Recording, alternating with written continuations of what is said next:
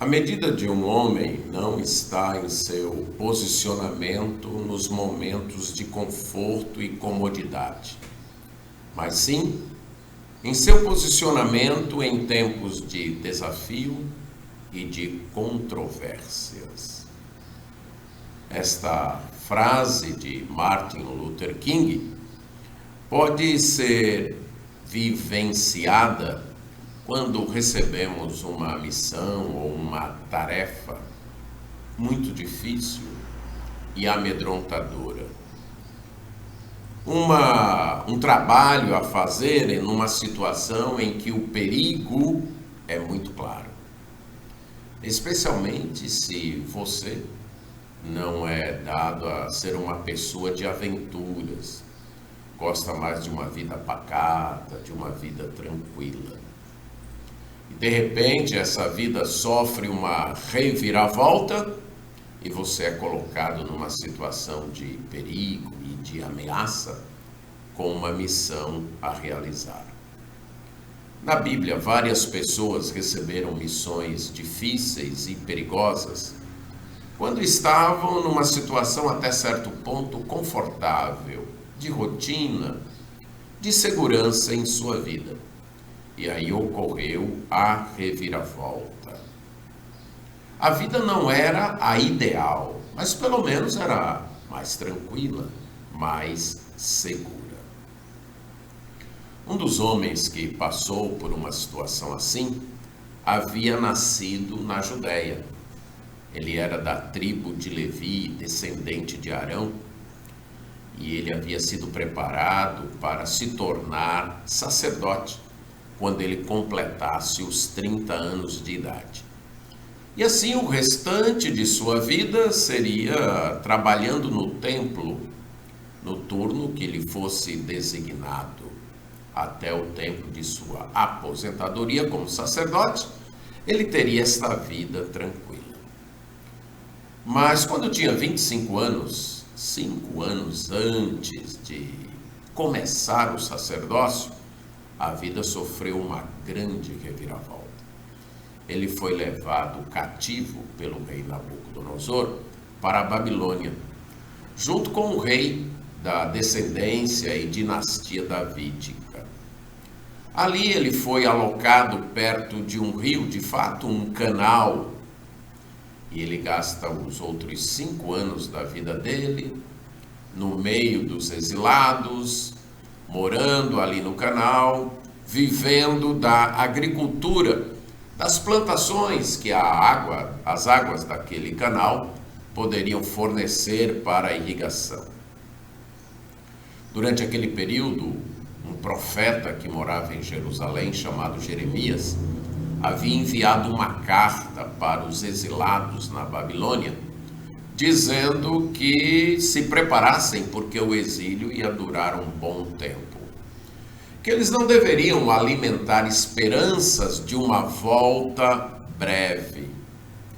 Esta carta deve ter acabado de vez com toda a expectativa daquele homem para retornar e se tornar sacerdote no templo, que era para o que ele havia se preparado na vida.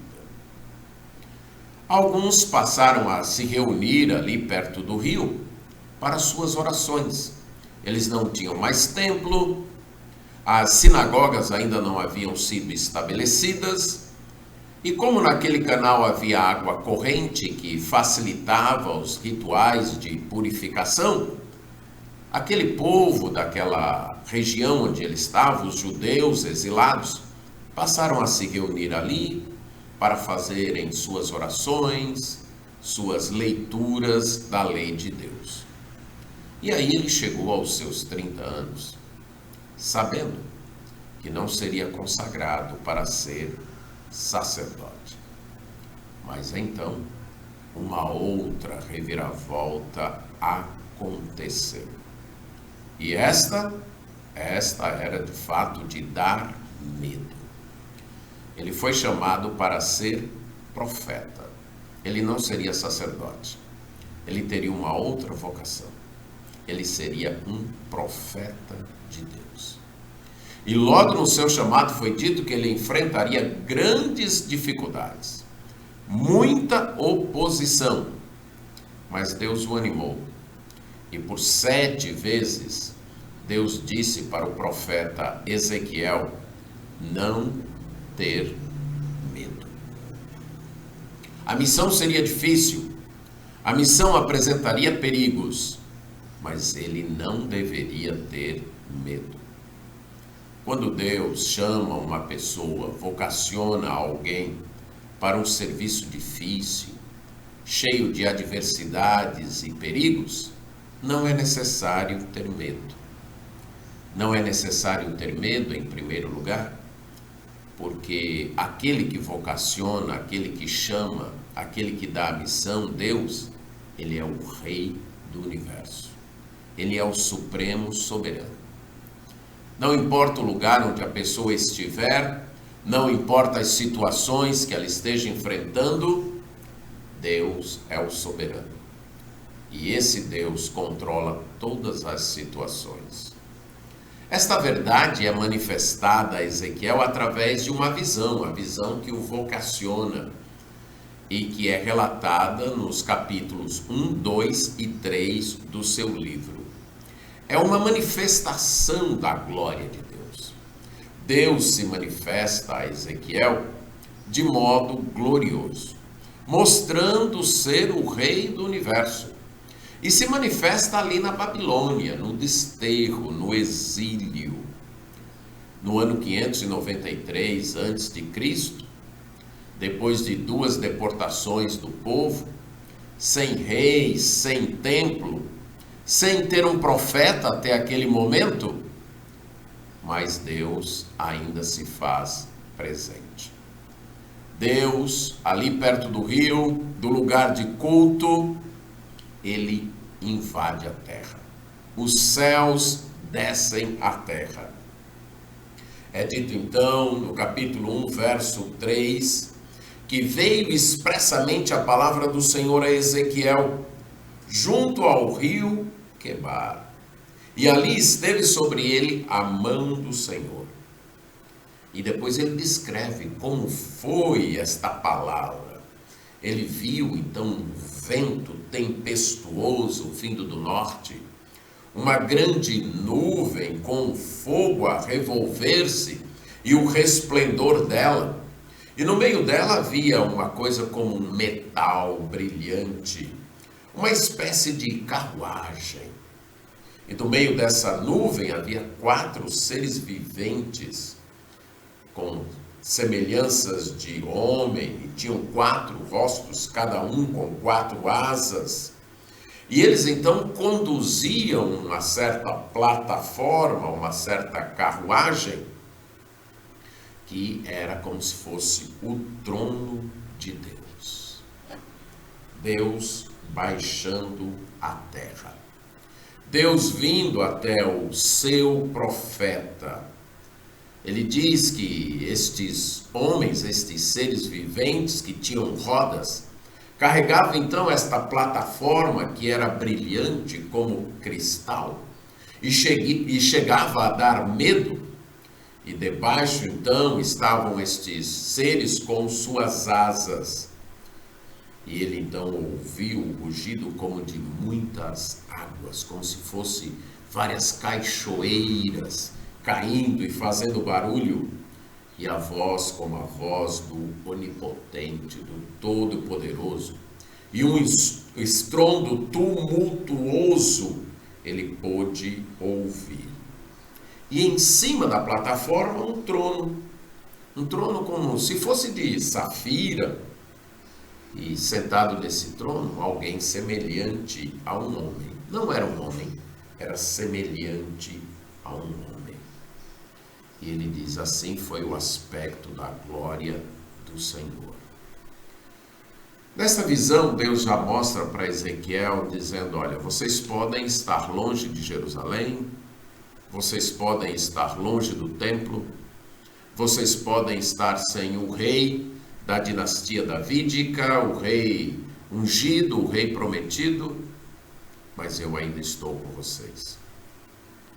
Eu ainda sou o Senhor. Eu ainda sou o soberano. Eu ainda venho até o meu povo. Quando o medo chegar, lembre-se que há uma realidade além do visível. Que a única realidade não é essa que nós vemos. Há uma outra realidade. Uma realidade majestosa, impressionante, que está além da nossa visão, além dos nossos sentidos. E que esta realidade invisível é a que determina a realidade visível. É a que manda na realidade que nós vemos. Quando o medo chegar, veja o invisível. Lembre-se, além de tudo aquilo que nos assusta, que nos ameaça, há um Deus soberano, que não abdicou do seu trono, que continua reinando e que quando aprouve a ele, invade a terra, vem até onde os seus estão. E esse Deus então diz para Ezequiel: não tenha medo. Lá no capítulo 2 agora, no verso 6, Deus vai dizendo: não tenha medo. E por que que ele diz isso? No verso 3, ele se dirigindo a Ezequiel diz: olha, filho do homem, que é o título que ele usa para Ezequiel, eu te envio aos filhos de Israel, às nações rebeldes, que se insurgiram contra mim. Os seus antepassados pecaram contra mim e continuam pecando até o dia de hoje. Eles são pessoas de semblante duro, de coração obstinado.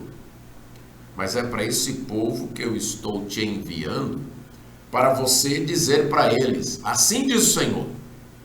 Você vai para esse povo de cara dura, de coração endurecido, e vai proclamar a minha palavra. Mas você não deve ter medo deles. Verso 6. Você não deve temer as suas ameaças.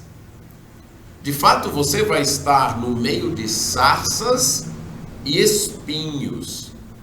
Você estará habitando no meio de escorpiões. A ideia aqui, a tarefa não vai ser fácil.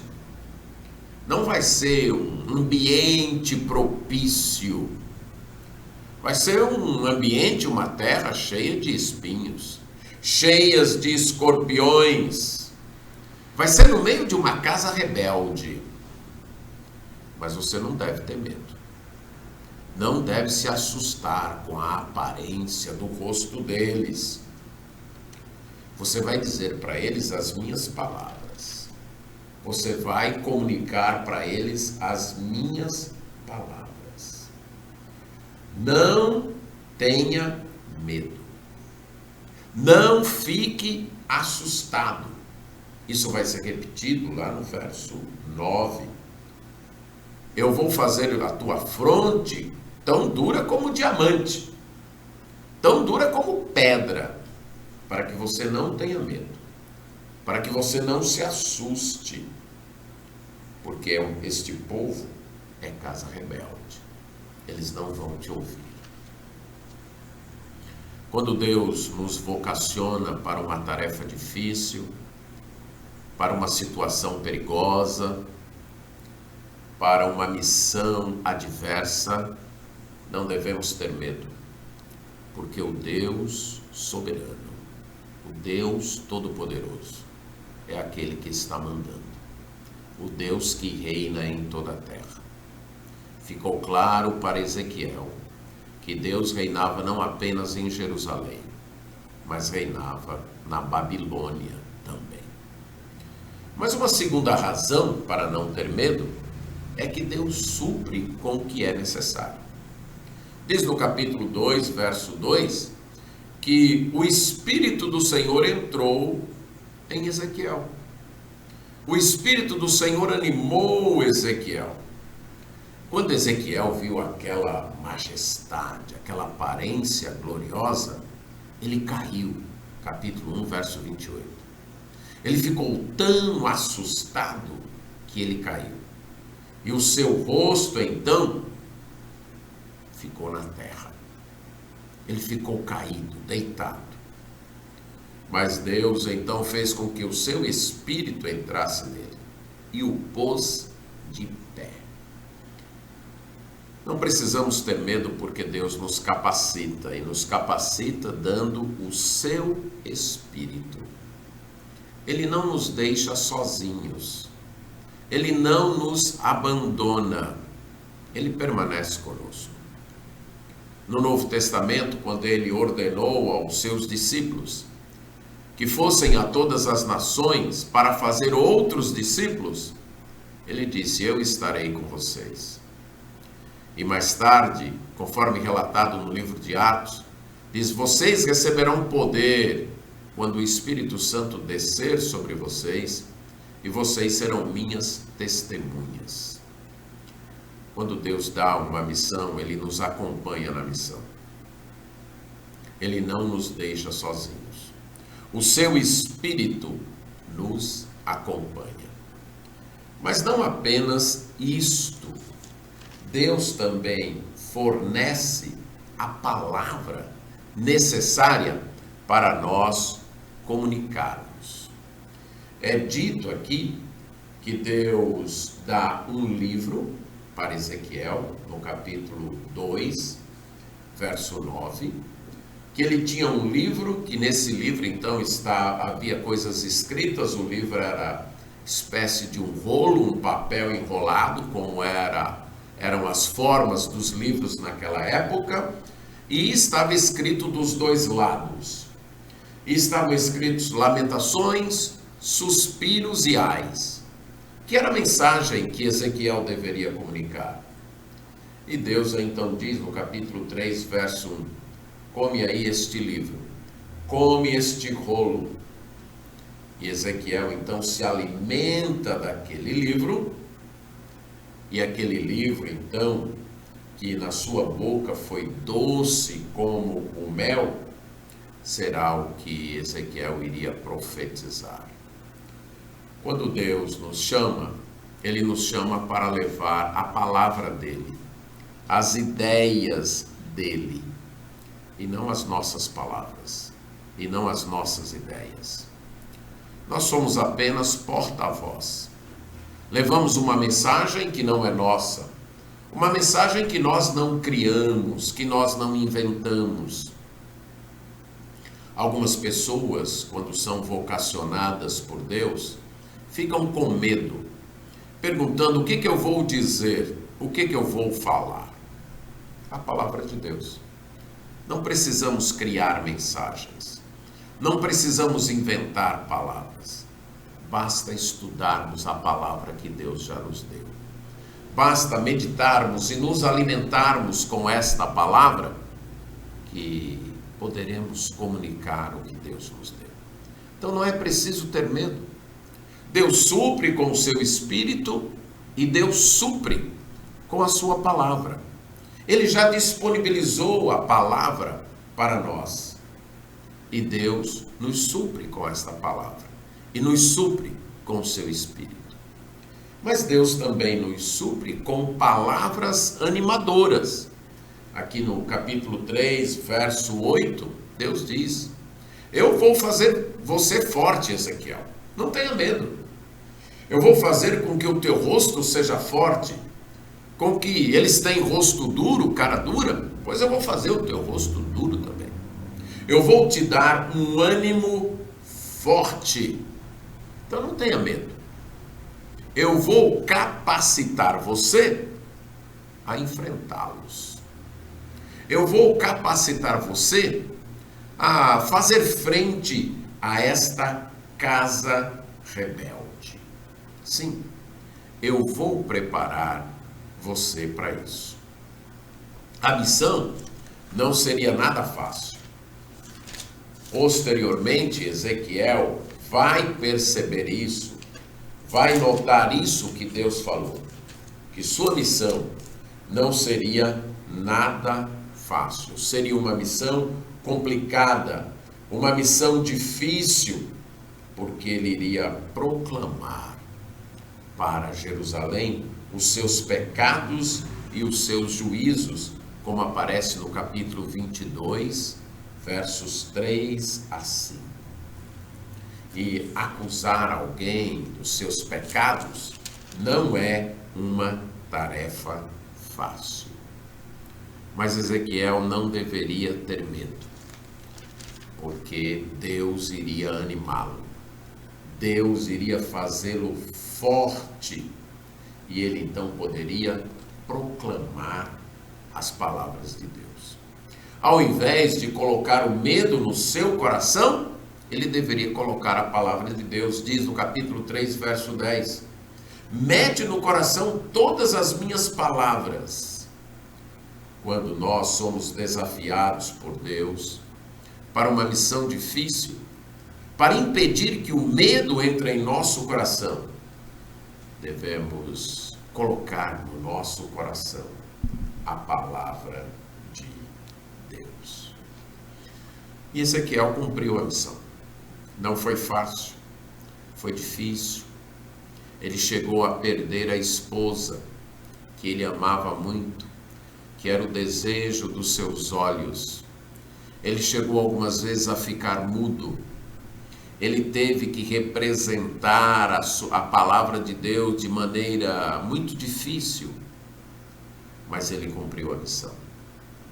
Ele cumpriu a missão porque o Deus que o enviara era o Deus soberano, o Deus glorioso. Ele cumpriu a missão porque Deus o habilitou com o seu Espírito. Ele cumpriu a missão porque Deus lhe deu a sua palavra. Ele cumpriu a missão porque Deus lhe animou.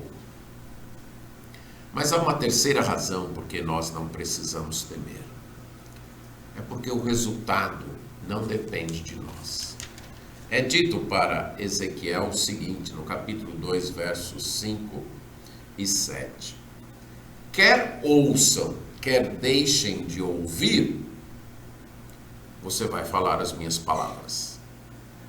O papel do mensageiro de Deus não é fazer as pessoas crerem, não é fazer as pessoas obedecerem. O papel do mensageiro de Deus é proclamar a mensagem de Deus. Se as pessoas vão ouvir ou não ouvir, se elas vão crer ou não, isso é problema delas. Deus, então, vai tratar com isso. E isso é repetido no capítulo 3, verso 11. Quer ouçam, quer deixem de ouvir, fala com eles e diz-lhes: assim diz o Senhor. Nós não devemos nos preocupar para ficar com medo se as pessoas vão obedecer ou não, se as pessoas vão ouvir ou não. Nós temos que nos preocupar com a nossa obediência. Deus está mandando? Está. Então vamos falar. Nós vamos ser obedientes. Se quem está ouvindo vai ser obediente ou não, Deus vai tratar disso. É isso que Deus diz então para o seu profeta.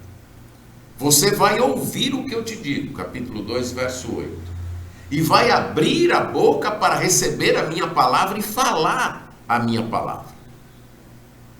Mesmo eles ouvindo ou não ouvindo, você vai comunicar para eles: assim diz o Senhor. Quando Deus nos vocaciona para uma missão perigosa, não precisamos ter medo. Não precisamos ter medo porque é o Deus soberano e glorioso que está acima de tudo.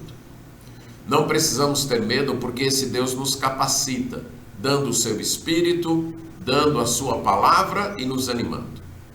E em terceiro lugar, não precisamos ter medo porque não é nossa responsabilidade cuidar do resultado. Nossa responsabilidade é cuidar da nossa própria obediência, cumprindo a palavra. A fidelidade à missão não depende da reação do público, mas sim da ordem de Deus. A reação pode não ser a de obediência, pode não ser a reação esperada. O público pode até se colocar contrário. É por isso que o mensageiro precisa estar alimentado com a palavra de Deus, lembrando que sua responsabilidade é anunciar. O resultado é com Deus. Ouçamos que Deus está dizendo: não tenha medo.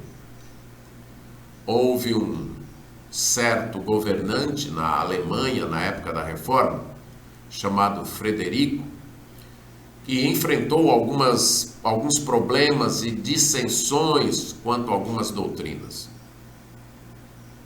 Este homem se preocupava muito com a educação dos jovens, que os jovens do seu principado, daquela área que ele governava, aprendessem e seguissem o caminho de Deus. Então ele escolheu certos mestres para elaborar um manual, uma espécie de cartilha para edificar aqueles jovens. Na época, estas cartilhas, estes manuais, eram chamados de catecismos. E esse ficou sendo conhecido mundialmente como o Catecismo de Heidelberg. Ele enfrentou forte oposição. Ele enfrentou difamações e calúnias. E então o imperador o chamou. E o imperador ordenou que ele mudasse as suas crenças.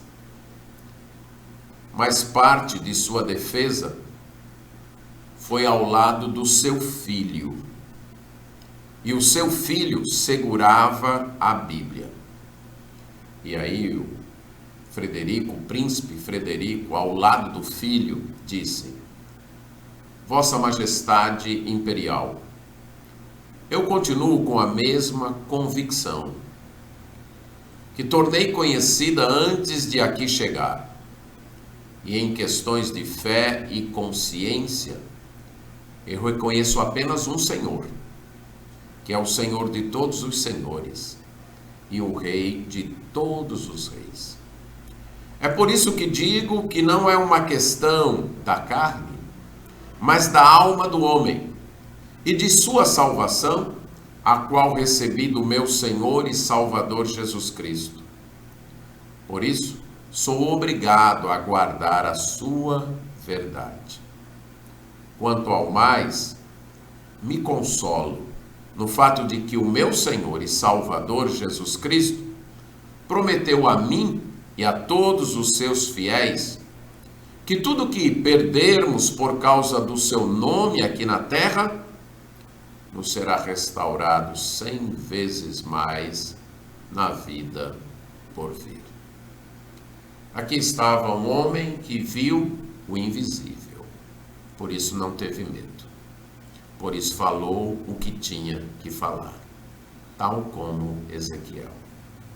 Não tenhamos medo, vamos ver o Deus invisível reinando sobre tudo. Vamos lembrar de sua promessa de que seu Espírito Santo está conosco. Vamos lembrar de sua palavra. Vamos lembrar que ele nos anima.